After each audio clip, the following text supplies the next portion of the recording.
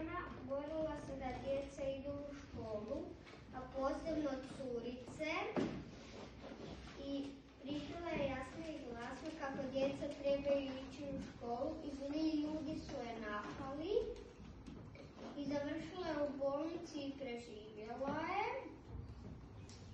I cijeli svijet je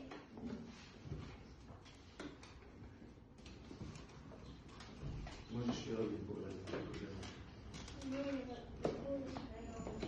Nema veze.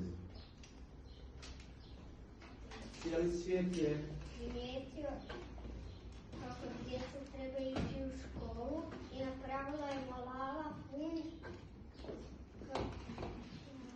organizaciju za pomaganje djeci i dobila je nagradu, Nobelovu nagradu za mir.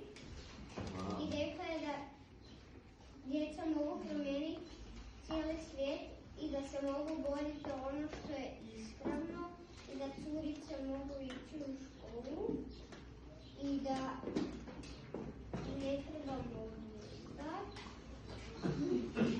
I da je naš glas slagan i ako smo veliki ili mali, možemo učiniti nešto